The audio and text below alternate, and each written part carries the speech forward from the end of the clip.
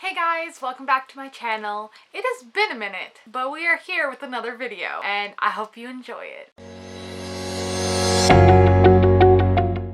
So today's video is kind of chill, but also a list video, and we are going to be talking about all the fantasy books that I need to get to sooner rather than later, because I really am excited for all of these. I have a list of 10 books here, and you guys will probably see why I haven't gotten to them yet just by looking at them, but I'm just gonna go ahead and dive into them and tell you guys pretty much that I'm excited for each and every one of these. So let's get started. They're not in any actual order. They're just, I'm picking them off. They're all, I'm pretty much equally excited for all of them. So the first one I have here is The Fifth Season by N.K. Jemisin. And after Reagan's review on her channel about how she loved this book, I also am thinking I'm going to love it, and that makes me want to pick it up even quicker. This is about a world that I believe keeps kind of destroying itself. I could be wrong, but this just seems like it has a very unique fantasy setting, and I'm always drawn to new unique worlds. I just don't know that much about it, so that intrigues me even more, and I am just excited. This is a almost 500 page book, which is one of the reasons I haven't gotten to it yet, and every time that I like a book or am intrigued by a book, it makes me not want to pick it up just because I'm afraid I'm not going to like it, because I have like such high hopes. So yeah. Next on the list we have Red Sister by Mark Lawrence, which is the first of the series, which also the 5th season is also part of a trilogy.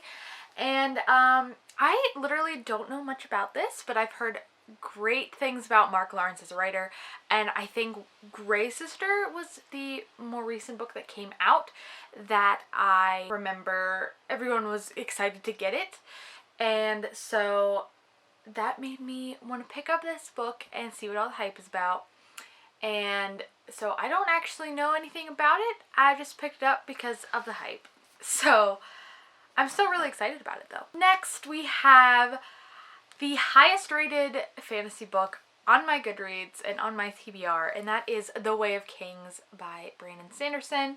This is actually like almost tied with another book on here. I haven't read a Brandon Sanderson yet, guys, so don't at me, but this one, like I said, is just so highly rated, so that's super intimidating, and this is just a giant book. I think this is like over 1,000, yeah, it's almost 1,200 pages, so like its size, and I just know it's going to be full of rich world building and magic and characters, and so that's intimidating, but I really need to pick this up because I know that it's going to be great and I'm super excited for it. Similarly to The Way of Kings, we have The Name of the Wind by Patrick Rothfuss. This is the book that is pretty much tied on my TBR at being the highest rated fantasy, so equally excited because it has great ratings, and I know that there are plenty of people who this is their favorite fantasy book of all time. And again, this one is a big one, about 700 pages, so intimidating in that right, but I'm still super excited to read it. Everybody says it's great, and so I need to get on that. Next we have another one that I picked up because of Reagan over at Peru's project, and that is The Black Prism by Brent Weeks. And I have heard that this has a great magic system dealing with light and whatnot. So I was intrigued by that because I'm always interested in not only a fantasy world like I mentioned before, but a great unique magic system, because I just feel like that fantasy can get into a tropiness with their magic. So whenever I hear of something that is super unique, I jump all over that because I always like to just see a different perspective on fantasy. Then we have my second Brandon Sanderson series on this list, and that is Mistborn. Again, probably one of the more talked about books on BookTube, and one that I've heard a lot of people like. I know that April over at her channel has been reading this, and there's people who love this series, and so I just need to get on this, and this is not as intimidating. It is smaller. I mean, I guess it's still 700 pages, but I just know this is going to have a great world in it too, because I've heard nothing but great things about Brandon Sanderson.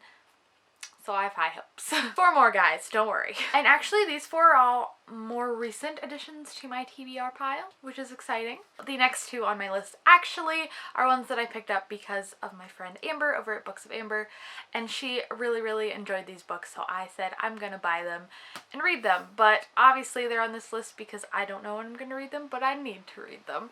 So the first one is The Poppy War by R.F. Kuang, and this one has been circulating around BookTube for a bit now, especially with the Dragon Republic coming out, and people absolutely have adored this. I haven't heard anyone give this less than a 3.5 out of 5 stars, so that is really good. I love this cover, and I got the UK edition in paperback because it's still the white that I love. I know that this has more heavy politics-driven plot, and I think that that is something that is a bit out of my comfort zone, so that makes me super excited to give it a try, and hopefully I like it as much as everybody else, because, again, I've heard nothing but great things, so I'm excited. And then the other one that was recommended to me by Amber is The City of Brass by S.K. Chakraborty, I think. This one is a big book too, but she has given nothing but praise for this book, and it is blurbed by Laini Taylor, and I love Laini Taylor's writing style, so I'm hoping for another good writing style in this book. And I literally know nothing about this besides the fact that it is good, so I am really looking forward to seeing what Amber liked about this, and hopefully it is one of my new favorite fantasies as well, because I always love adding fantasies to my favorites list. The 7th one, so almost, no, not 7th, I don't know how to count. The 9th one here is one that I think has been a bit polarizing, because most of the reviews I've read of it have actually not been good. But what captivated me was not only the fact that it was a fantasy novel, but the cover is stunning, so that's why I bought this. When I saw it in the bookstore when it first came out, I was like, I know I'm gonna get that book eventually, and I did. And that is Black Leopard, Red Wolf by Marlon James. Obviously I love this cover, just it's so stunning. But this one has like a hunt for a missing child and a supposedly unique fantasy elements, but again, I've heard people haven't really liked this, so I am now a little hesitant, but I'm also equally excited because I am hoping that I am on the end that loves this book instead, because it's just beautiful. And also Neil Gaiman blurbed it, so that gives me a little bit more of good vibes.